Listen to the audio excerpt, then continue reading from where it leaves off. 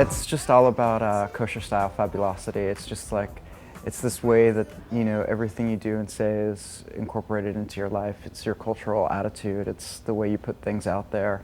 It's just juicy.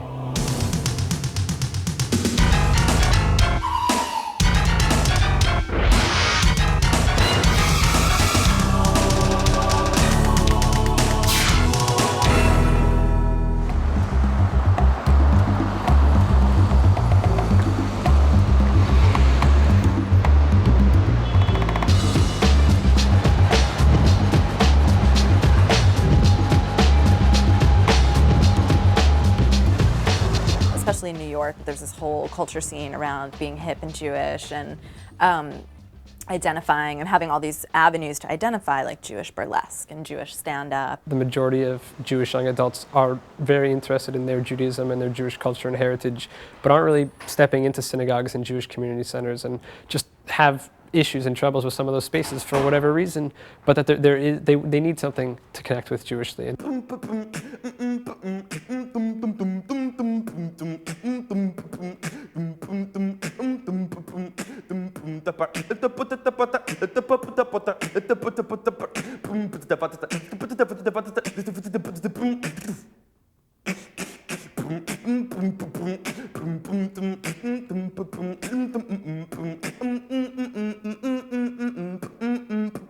The media really picked up on this because it's the zeitgeist. It's the moment that this is all happening. Time Out New York ran this incredible cover story, and international media picked up on that story and really ran with it. And I think that sort of made it concrete that it was actually something that was tangible.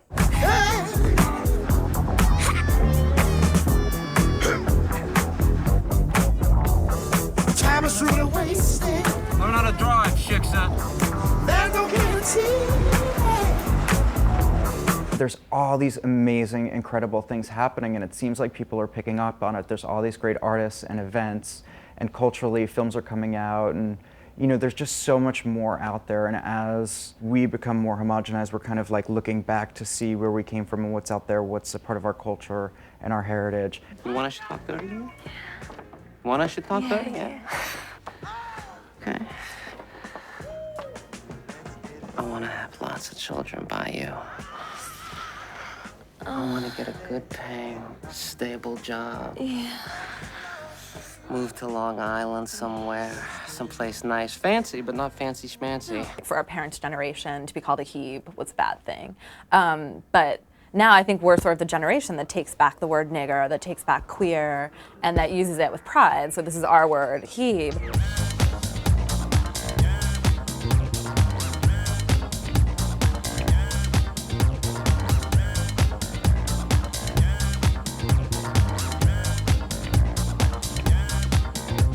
There was really nothing in the world that communicated who we were and what kind of art we want to make and what we want to talk about and what kind of humor we have, and that it's not completely dorky to be Jewish. So it's actually, there's so many amazing, hip, cool things going on that are Jewish related, and crazy Jewish hairstyles, and just these things that are uniquely ours that aren't represented anywhere in the media in the world. Kind of famous for my hair at this point.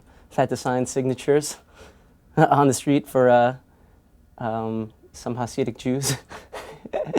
But yeah, I guess in a way I'm kind of the face of Hebe because I've been in 2 issues because of my hair.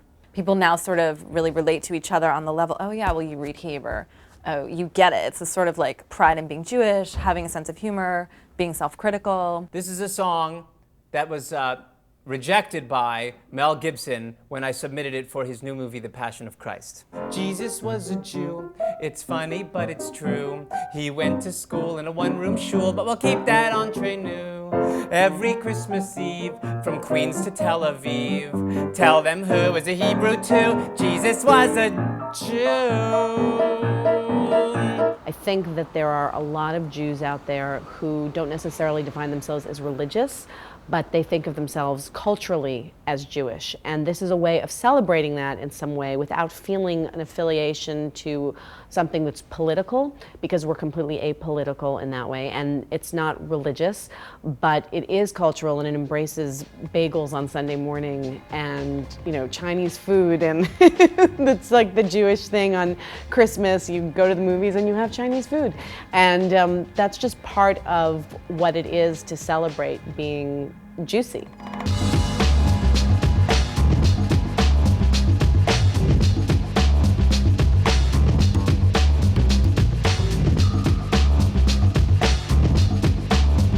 There's an edginess to being juicy, a coolness, just a spirit. And that's really the goal of it, is for people to be able to feel proud of being all of those things and define themselves that way. None of us are particularly, you know, ultra observant Jews. So this is really a way to sort of say we're really proud of the culture and the impact that Jews have made to this, but to see that other people feel the same way and respond to it is tremendous.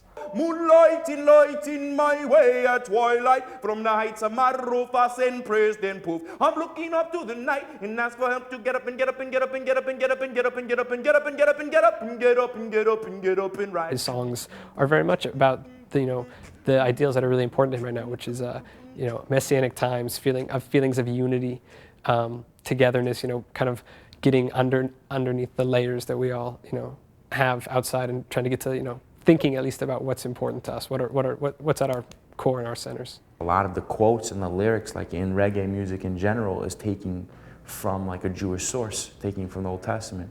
So for me, being like not religious, growing up secular, and I started hearing reggae music and seeing like the Star of David on an album, hearing Bob Marley saying like, we know where we're going, we know where we come from, we live in Babylon, we're going to the promised land. Like, so I felt like a really strong connection. Even before I became religious, I felt a strong connection to my Judaism in reggae music. No one's ever seen that. You know, he's 6 feet tall, he's got a long beard, and he's on stage in a club, and he's singing, you know, he sings Shema Yisrael, you know, this kind of like basic tenet of Judaism on stage, and he's got people pumping their fists. My message is like really to reconnect to Judaism, to the roots. Just stay away from drugs and like looking towards outward things to make you, you know, feel better about yourself. I'm 50 Shekel. I'm a Jewish hip-hop artist, and I'm doing this whole thing to raise Jew pride. Yo, boy, chick, it's your birthday. We're gonna party like it's your birthday. We're gonna just share like it's your birthday. And you know we all know this today. It's your birthday. We're partying in the school, praying at the school. Honey, I got the 7th and jumping in my pool. I ain't the cause of drugs. Come give me a hug. In the Shul is just basically a straight-up like Jew pride track, and it also talks about going to shul. So it's like, you know, going to temple. It's like you gotta give God props, you know. Hey, got me in the shul, praying at the school, honey. I got the 7th and we jumping in my pool. I'm just here to make a peace. I am the cause of drugs. Come give me a hug, give me here to get a hug. I hope if anything, this inspires other people to like get closer to Judaism, get closer to who they are. Some of them don't even know who they are, and maybe that's why they're checking this out. You can find me in the shul, praying at the school, honey, I got the Shevet if you're jumping in my pool. I'm just into making peace. I ain't into causing trouble, so come give me a hug if you're into getting love. Yeah, you know, that's the spiel. There was such a hunger, and that it really filled this void for our generation, for 15-year-old boys, for like 65-year-old bubbies in Miami. Like, just the range of people that this whole phenomenon has affected is totally fascinating, and it makes you feel like you did something important, because there are all these people writing. You know, this grandmother was in love with Neil Diamond. She writes in issue 2, like, I'm a 95-year-old alcoholic and I adore Neil Diamond. Thank you for the centerfold. It's like, who would have thought? Matthew, Mark, and Luke gave up the Pentateuch, but Mary's kid was a first-class kid. Joseph's son was a kosher one. Jesus was a Jew. He shopped at Neiman's. Jesus was a honking Jew. He loved his mother, but had ambivalent feelings towards his father. Jesus was a big, fat Jew.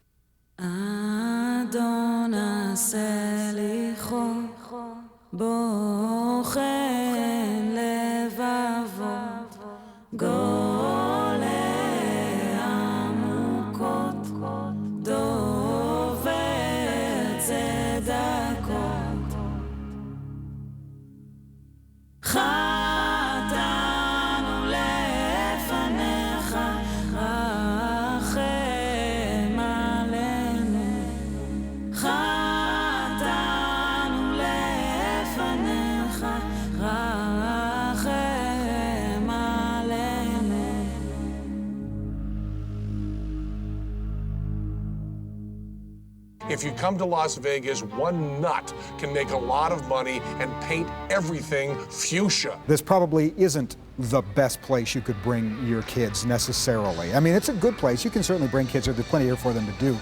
But we're not Disneyland. We're not Disney World. And I think we came to that realization.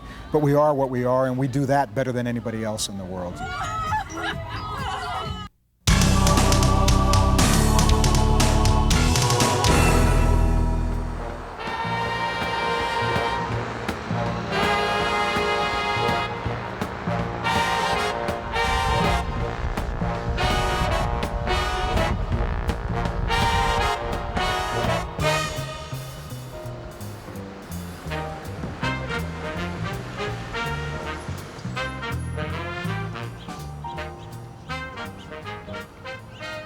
Vegas business people over the years have almost had a mentality that it must be better coming from Los Angeles, or it must be better coming from New York. And so not a lot of respect has been given to local ad agencies by and large. I mean, we're the largest and probably one of the few that has the client list that's headquartered in Las Vegas.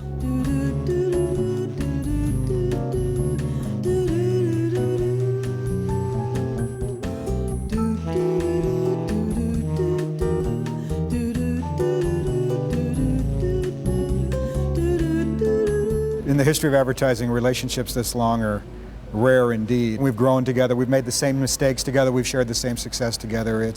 I don't know if we could imagine being without them or they without us. I hope not, anyway. The first, 4 or 5, maybe 6 years that I worked on the business, it was very what I call product-specific advertising. We would have a lot of fast cuts and we'd show a lot of things. We'd show entertainers, we'd show restaurants, we'd show resorts, we'd show lights and neon, we'd show showgirls. Las Vegas. We did a lot of research and account planning, and we asked people, what is it about Las Vegas because this isn't the only place you can gamble. You can gamble in 48 out of the 50 states in America. Let me show you my Vegas. Nice enough to light the whole place up for me. First time to Vegas? Yes. And you? My third. My 44th trip. Winner, winner, lobster dinner. Tomatillo. And they said, well, it's this buzz, and the word that kept coming up was freedom. I'm free to do what I want to do. I'm free to eat what I want to eat, wear what I want to wear. I'm free from my reality at home. So the whole campaign that came up in the year 2000 was based on freedom. And our first lines were freedom to explore, freedom from reality, freedom from this, freedom to do that. If you get 20 people together and have them paint a hallway, it's going to be beige. If you come to Las Vegas, one nut can make a lot of money and paint everything fuchsia. You can do whatever you want. It's like a big prom for middle-aged people. We became less worried about actually using the word freedom, but we just talked more about it. And if you really look at it, what happens here stays here is a statement of freedom. But wouldn't a trip to Vegas be really fun? And remember, what happens in Vegas stays in Vegas. It's like the first rule of Vegas. Whatever happens in Vegas stays in Vegas. I think Oscar, who's a good friend of mine, should come up to Minneapolis because, you know, Oscar, what they say about Minneapolis, what happens here stays here. Every guy knows what happens in Vegas stays in Vegas, unless these guys are on the case. Gotta love this job. CSI. The LVCVA spends a fair amount of money as a travel destination, but compared to a Wendy's or a Nike or a Coca-Cola or a Ford Motor Company, we don't spend near the money they do. And to get a phrase for the money we spend into the culture like that is doubly gratifying. I'm sorry, but I can't find your bags. When did you check them? Oh, a 2 day? days. A day ago? and a half-ish. What room were you in? Vegas has multiple personality disorder. I mean, we really do. Because on the one hand, everybody understands intellectually that our economy is driven by tourists. Vegas's image is, you know, we're a little bit of the bad boy, and we are a little bit of we advertise Las Vegas as a place for personal freedom. Wait, no. Come on. I have to go. Oh, my convention. I know. I wish I could stay. We got married. But at the same time, particularly in the last 20 years, people want to also have a real community, a second Las Vegas, as it were, and we do. I mean, if you know, if you look out where you are right now, we've got a wonderful view of the mountains. There's a lot of retail going on out here, a lot of residential and commercial development, not based or steeped in tourism. Si loin, si loin, je partirai un jour. You know, when you think about it, the desert can be a wonderful place to live. Introducing Nevada Power Services, where Las Vegas gets its power. In the advertising world, you can come in at a young age into this market and be hands-on, visibly in big work, whether it's Caesar's Palace, the city of Las Vegas, the Bellagio, the MGM, et cetera, et cetera. Opportunities you're not going to get in an LA or in a New York at 25 and 26 years old.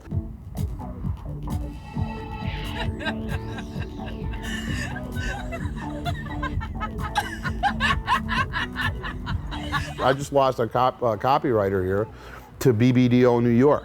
He didn't have to go from here to Phoenix to Denver to Baltimore, some sort of market by market progression to get to New York. He went from here to New York. Why? He was involved in the What Happens Here Stays Here campaign. Well, here's the thing. I'm not quite sure if I'm gonna be in my room tomorrow, so I just thought if you could call my cell phone, it would cover all bases. Whether or not the slogan stays in the popular culture, it won't change the fact that Las Vegas is a lot of fun.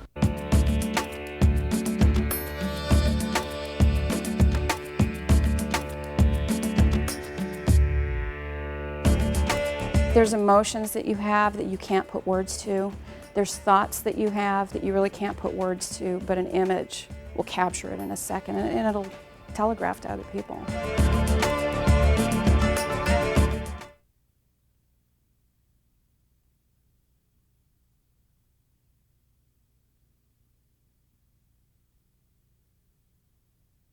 Fantastically democratic technology can make a small amount of people a lot of money.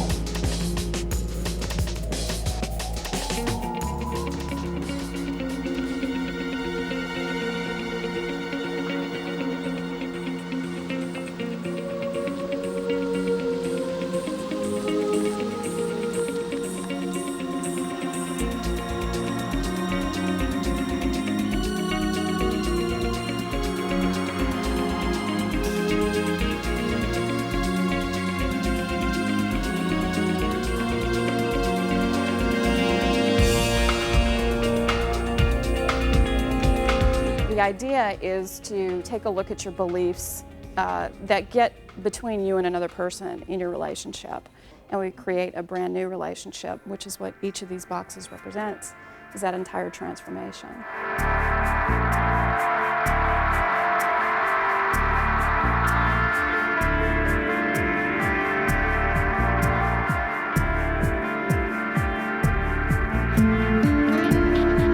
Take a look at the negative stuff because that's actually what separates us from others. So jealousy might be one of those things, or you may feel as though a parent never gives you the support that you want. Things like that. Those are really the stories that stop us.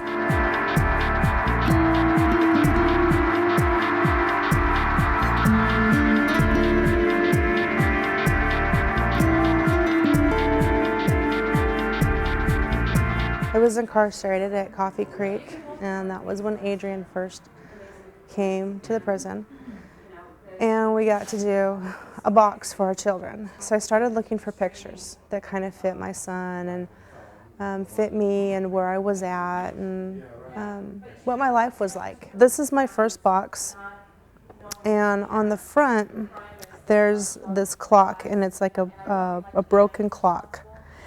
And that kind of represented to me the time that I had broken from him. Because I had promised him all the time in the world, and I broke that with my addiction and my alcoholism. This I made for my father. Now, my relationship with my father was, as a child, was just awful. He was a child sex offender, and I was his first victim at 5. And so the relationship I had with him as growing, as you can imagine, was painful. It was filled with animosity. There wasn't a lot of communication going on. For me, it was survival. How do I survive the next day with him? For him, it was how do I survive the next day, period. And so this was one of the first boxes I did to just kind of honor him, honor the man inside.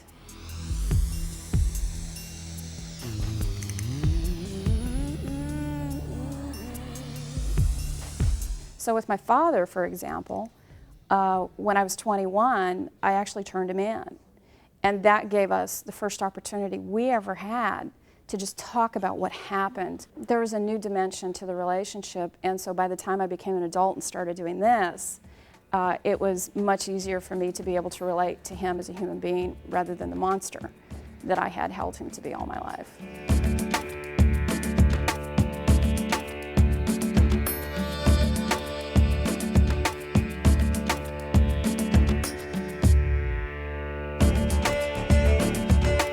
For one of the few times of my life, I got real with myself and put it on this box. It was because it was something I needed to do for myself.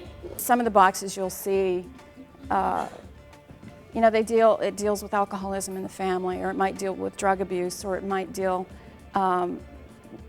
with sex, or understanding emerging sexuality. You know, if someone was a lesbian and not knowing how to deal with it, it came out on the box.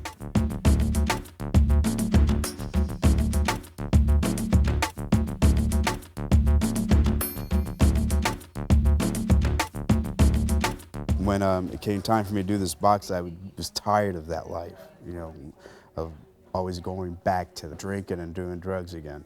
I always went back to that self-destructive lifestyle, and I got tired of doing that, so I wanted to do something different.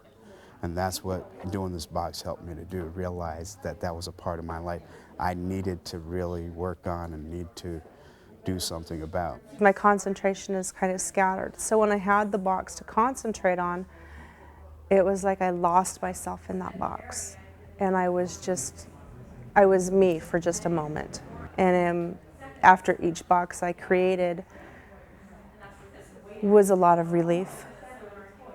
I found a lot of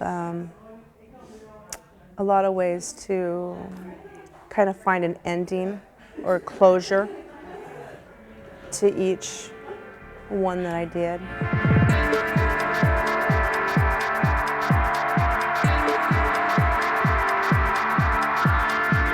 Different people are going to open up at different levels, and anyone who even considers doing this already is in the process of transforming their relationship. So at whatever level they're at, however deep they go, they've gone deep. And some people are unaffected. You know, they say they're unaffected, but that's very rare.